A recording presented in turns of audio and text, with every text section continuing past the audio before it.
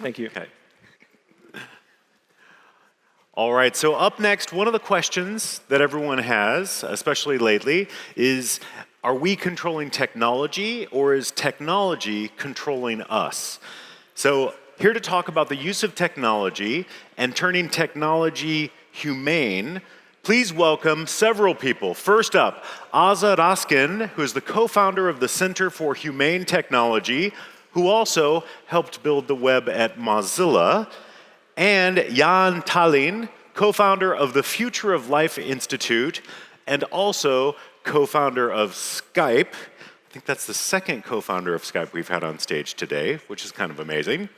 And to lead our conversation from NBC News, Alyssa Newcomb. It's amazing to have all of you with us today. Please welcome our panel.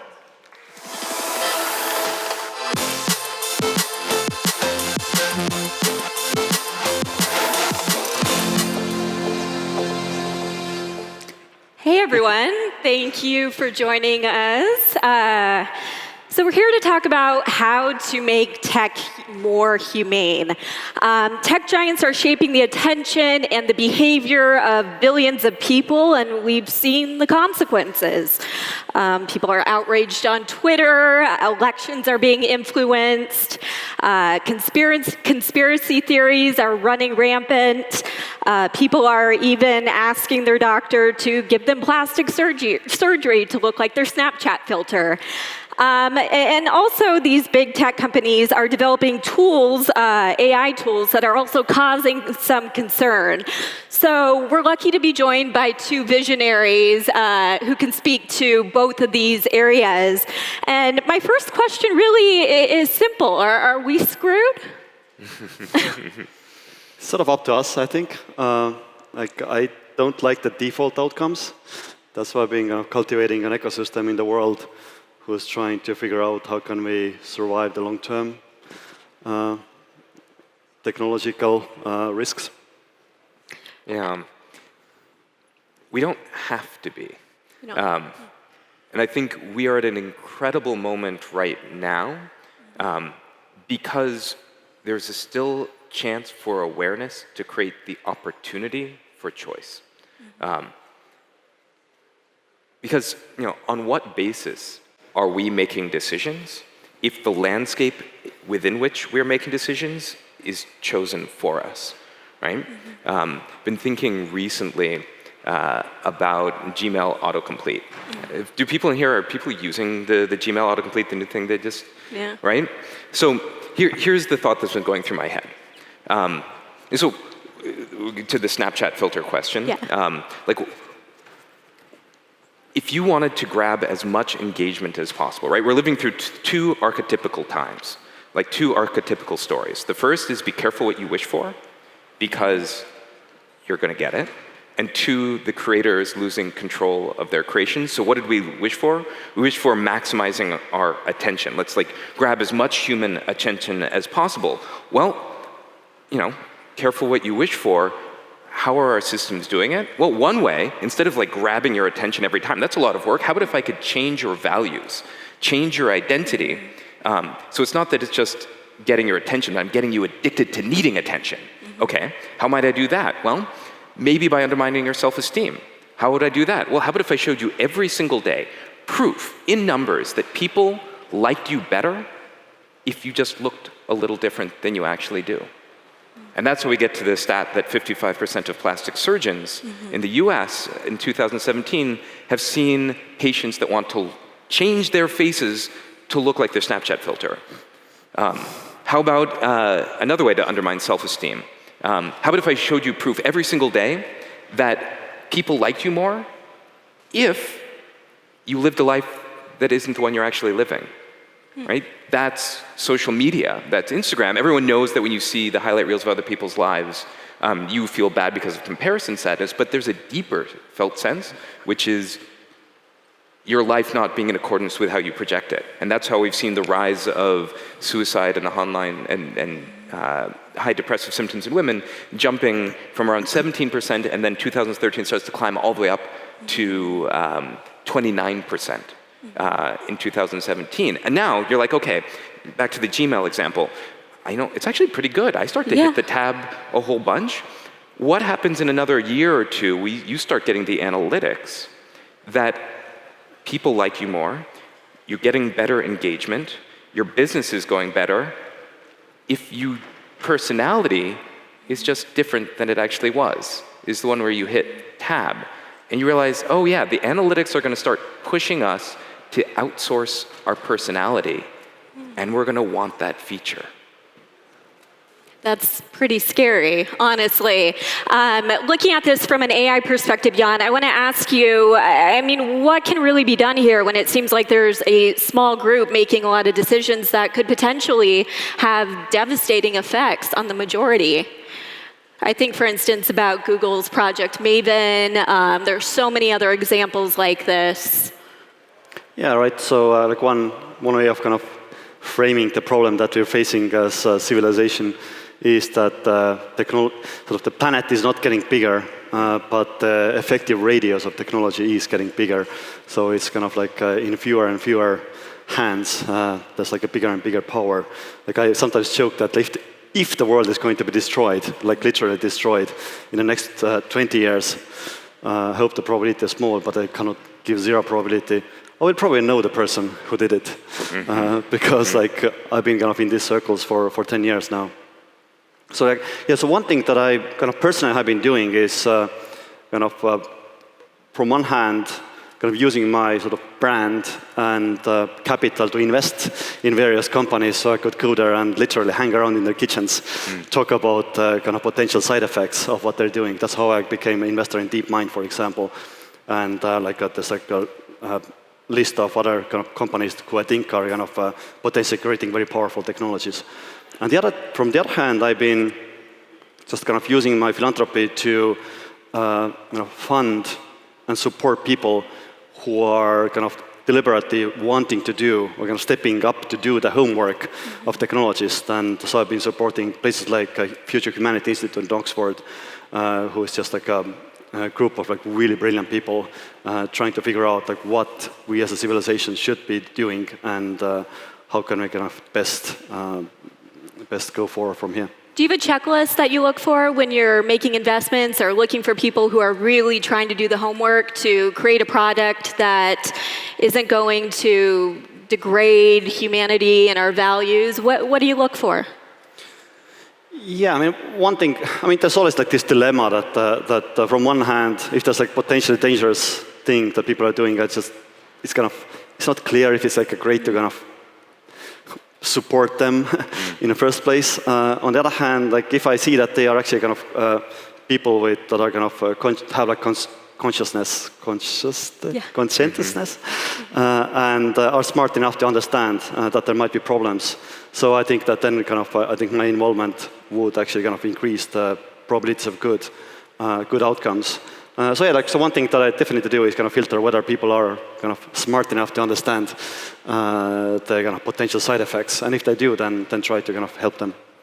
Now, Isa, I want to ask you about downgrading, this term that the Center for Humane Technology has really pushed out into our lexicon over the past couple weeks. Can you explain to everyone what downgrading is in the sense of how you're using the term? Yeah. So really the concept is, as we've been upgrading our machines, we've been downgrading our humanity, our relationships, our civility, and really it just comes back to this interconnected set of problems that starts with the extractive attention economy, right?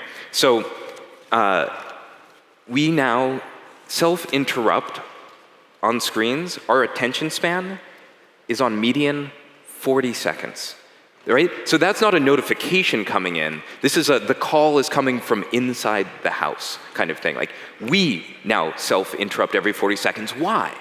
Well, it's because we are being optimized for the extraction of our attention. It's just way easier to grab more of attention if we're constantly looking around, All right, so our attention span is going down. What does that mean? Well, for attention spans down, that means the kinds of messages that we can send back and forth to each other, they have to get smaller, right? They're just less nuanced, which means that we have to get louder and more outrageous, which means that you start getting like more polarization, which means that we can't have civil discourse, which means that now that there's more us versus them thinking, trust starts to go down, what does that mean? Well, that means that's the breeding ground for both fascism and populism. And so you sort of like, you start to see how all of these things are an interconnected set of problems, right?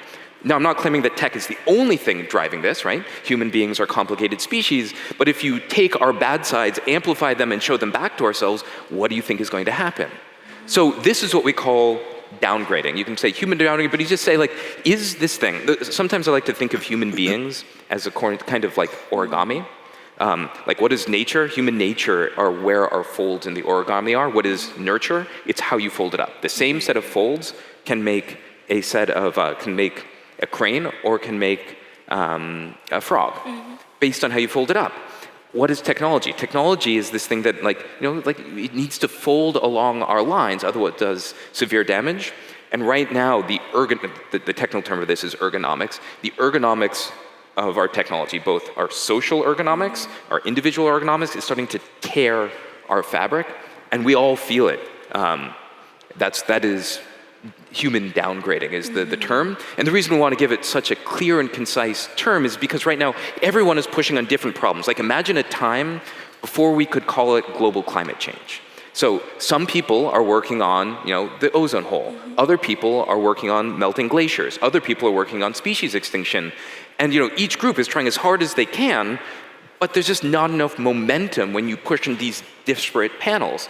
So now that there's one term, global climate change, we can start to affect change. Right now in technology, right, we're like, okay, well, there's election hacking. There's the rise of conspiracy theories. There is, teen depression and suicide. So he's like, oh, we have all these different problems, and it seems really hard. We have privacy. Everyone's pushing on their own thing. But if we're like, hey, actually, all of these disparate problems have one unified cause, that means we can get behind it and start to make a change. So speaking of trying to change the underlying cause, I've been talking to people who kind of call themselves mechanism designers. So the idea is that a lot of the problems that we're seeing, like with Facebook, etc., comes down to kind of like basic sort of incentive structures that these companies that these companies have because of the pull of the markets, and then like these incentives get passed on to the employees, etc. So can we kind of like actually kind of take a step back and see like how would we want the incentives to look like? So my friend is Glenn Weil. He has been working on this kind of community called Radical Exchange, and like he has been thinking about like how should we kind of redesign the capitalism? Yeah. How should we redesign the representative democracy in order to actually kind of have better incentives to push the society forward? Yeah, I think this is one of the most interesting things for us to be thinking about now. There's an idea in biology called inclusive fitness. The idea being, like, why does a mother take care of their child? Well, in part, the biology of it is that you guys share genes, which means that you're biologically incented, if you want your genes to continue being passed down, to take care of your kid. Of course, that's not what's going on inside of your head, but it's been like, that's where one of the folds of human nature is. And so thinking about these AI systems, these AI systems have a kind of supremacy or asymmetric advantage over us, right? Because they can look at all of your data, they can find the 10,000 other people that are like you, and see how you decide. How many people actually, this is an interesting question, have the feeling that Facebook is like recording or listening to your conversations? Right? What is this? Me too. Wow. Okay, well, this seems like around half, right? So, people have done the forensic analysis. They don't. The truth, I think, is much creepier. And that is, Facebook in their servers has this little like voodoo doll of you. It doesn't look like you at the beginning. It's just like a generic, like, what is a human being? But then they're collecting, like, why does privacy matter? They're collecting your toenail clippings and your click trails and your hair clipping.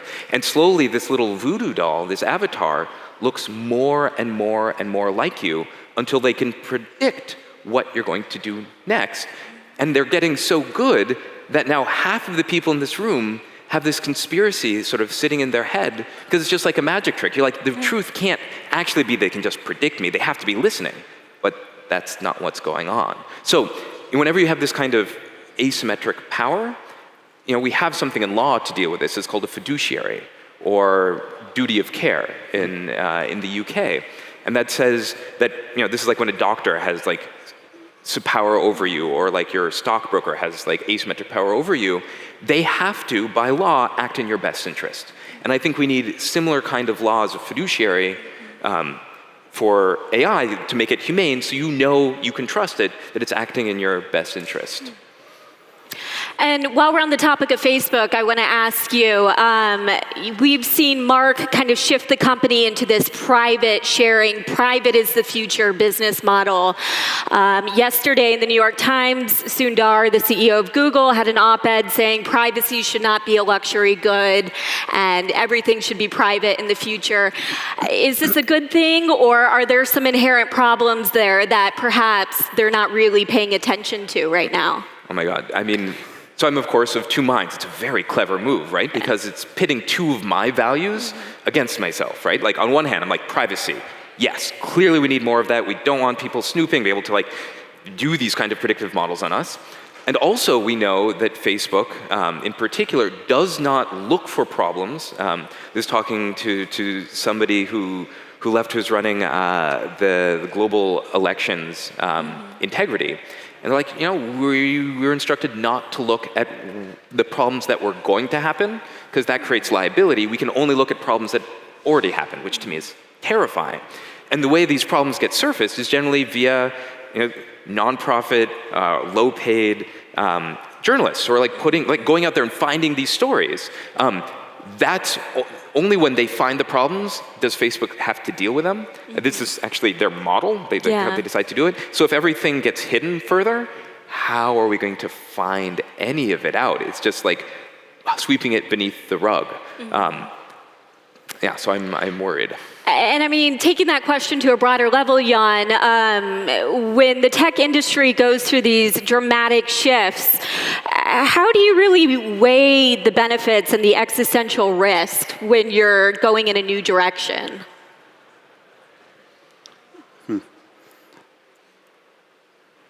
Well, I think that there's one model that I have, specifically about AI, is like you can imagine it as like a drilling operation. That there's like a drill that's going deeper and deeper into the sort of like basic technologies of AI. It kind of surfaces things like linear regression and sort of convex optimization to deep learning, et cetera, and then these like techniques on the ground get like productized into different products and services. And a lot of discussion kind of focuses on how can we kind of live with these like ever more powerful services and products. And then it's really important to think about incentives. What do the people and organizations have? What kind of incentives they have to use and package these underlying technologies. However, there's also the other risk, which is the tip of the drill might actually touch something that's really explosive.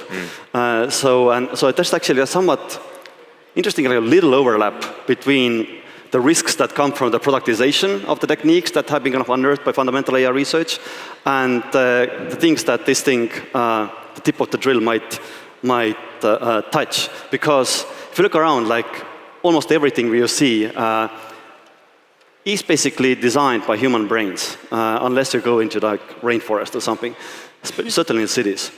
And that has been so for the last 5,000 up until 200,000 years, depending how you count. And it's possible that now we're going to see the tail end of that period. And that should give you some humility that if there's going to be a phase change, that this 200,000 year period is going to end, it's probably going to be more about than just how can we kind of make sure that Facebook behaves.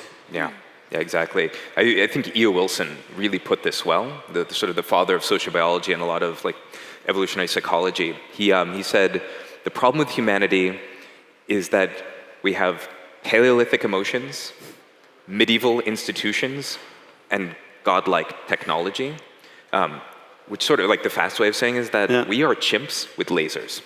Yeah, so I say that like if you kind of zoom out on an astronomical scale and look at like a point in space-time where we are at, and like just like the Big Bang just happened, like we have like most of the future in ahead, at least the universe has.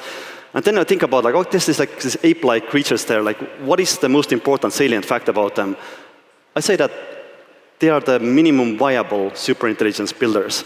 And for those apes, it's actually not a great position to be in. We want to be a little bit smarter, so we have like some margin of error in our kind of building the next intelligent agents here. The one thing I would add to that is that we're also minimal viable reverse engineering ourselves creatures. Yeah. Not great, right? Like we're the first creature that can be like, ooh, like how do we work? Let's take all of our deep learning, our AI. You know, fMRIs. You can now. There's a paper out of Japan, beginning of this year, where they can reconstruct. We can reconstruct what you see from fMRI data. So they're like literally reading your brain.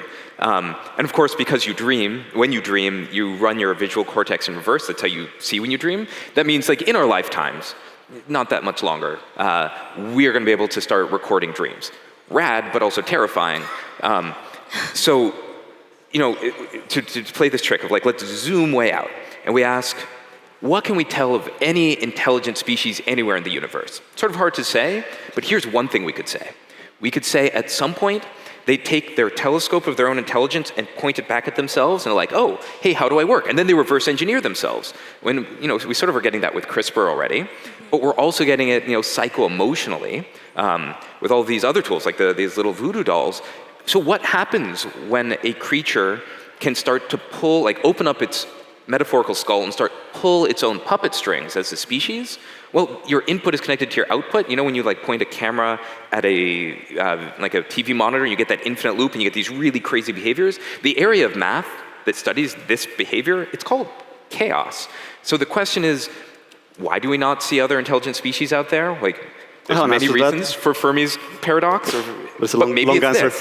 Maybe it's this. It's that we're in the process of reverse engineering ourselves. Unless we're very careful about the initial conditions, whatever we've asked for in our system, it's going to give us, and we've already seen the power. So like one more sort of thought here, which is the singularity. Here's why I think the singularity is just not a useful thing to think about. It's because up here is like human strengths, human capacities, what we're good at. And the here, you know, here's the power of technology to overwhelm us, overwhelm our strengths, and up here, you know, that's the singularity. And it's always far away, and we get to have like sort of silly conversations about AGI and definitions of intelligence, because down here, this is human weakness, right? And technology starts to surpass human weakness, starts to find like the soft underbelly, the soft animal underbelly of the human mind much, much, much earlier. And that's the point we should all be worried about, because that's how we're going to get like eaten by robots, is because like what we value, how we make decisions is all going to be colonized. I mean, you said rad but scary, and that pretty much sums up my feelings about this. I'm wondering though, do we need some sort of like central board or governing body, or who's going to keep an eye on everyone else? Who's going to be the adult in the room, the babysitter? Do we need that? Would that ever work? Yeah, I think we need that, but it wouldn't work. So it's kind of yeah. It seems that technologists, although like, again, minimum viable as they're still better in understanding the side effects of the technology than the politicians are, certainly. One problem, though, is that they're not incentivized to look into the side effects. So, like, one question is, like, how can we actually create better incentives for technologists? Yeah. Yeah, and how can we, like, imagine we just had sort of like a study abroad program for technologists. Amazing. Where every like CEO, every founder has to go spend at least half a year with the people that they're negatively impacting, right? Like already we know, like one of the problems with scale is that you're just so far removed that everything's really abstract. You're not using like the fact that humans have evolved for this thing called like mirror neurons empathy. When I'm sitting here and I'm talking to you, like I get a sense of how you feel. On the internet, you don't. So it's all very abstract. And I come back to that thought about how people get sentenced for committing murders. Like the difference between a person who commits one murder versus committing genocide. Do you know on average who gets punished more jail time? The person who commits a single murder. That's just a fact about how human beings work, because we can't imagine what it means to commit that many murders, but I can get and I understand the one murder. It's called scope neglect. Yep, exactly. All right, guys. Well, I want to spend the last 2.5 minutes or so talking about what people in the room, I'm sure we have a lot of product engineers, designers, CEOs, founders, what they can take away from this, what they can do to make sure their product isn't really exploiting our weaknesses and polluting, given everything else we have going on. So my standard answer to people, not necessarily kind of technologists specifically, but kind of young people who want to do good in the world and kind of like are trying to figure out what career should they choose or what they should be kind of focusing on, is go to the site called 80,000 hours, 80,000hours.org. It's a career advice organization that is, or career counseling organization that is informed about the long-term concerns such as runaway AI or bio risks, etc. So you would get an enlightened opinion from there. Great. I think one of the most important things to do is that we need to make the change from being sophisticated about technology to sophisticated about human nature, right? So there are couple different fields to study here in ergonomics, but really it's looking at the full stack from how our physiology affects our emotions, affects our attention and cognition, which affects our both individual and group sense-making and decision-making, to group dynamics and social behaviors in the social environment, right? If you don't have at least some, or your designers don't have at least some understanding of that full stack of how human beings work, like our origami, we're going to continually make products that break ourselves. And as the strength of our products gets more and more, eventually that becomes existential and catastrophic. So we're just putting together now, putting all of the best practices, at least this kind of checklist, at the Center for Humane Technology. It'll be the Humane Design Kit. That's a good way to start thinking about these things. I was going to ask real quick, where can people find that? I think it's humanetech.com/design guide, design kit. I can't remember, but if you just Google for it, you'll find it. Also, another thing I should probably plug. I just come here from Brussels, where we had a meeting for the high-level AI expert group that we just, I think last month, we published this ethics guidelines that actually, again, it only focuses on the kind of the productization and services of the kind of existing techniques rather than thinking about future. But it does have checklists and things like that. Like if you're a kind of company or if you're a CEO, etc., you can look at it and see that. The one other thing I'd add is that do not underestimate the power of language. To misquote Margaret Mead, she said, well, this is my version of it, never underestimate the power of language in a story to change the world, for indeed it's the only thing that ever has. When I'm looking for hope, I look back through time. I'm like, when have there been these times when it felt game theoretically impossible to get out of an incentive system or structure? One example actually is slavery, right? How could the UK, after the Napoleonic Wars, step away from slavery when all of their economy was based off of it? Especially because France, if they stepped away from slavery, France's economy is going to surge ahead.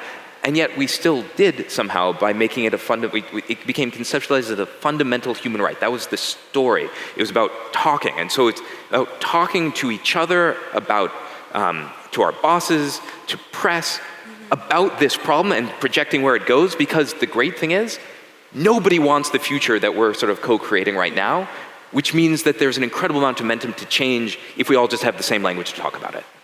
Great. Well, thank you so much, everyone, for joining us. I hope this provoked some interesting thoughts and discussions. And thank you to Jan and Asa. Thank you. And that's our time. Thank you, Asa, Jan, and Alyssa.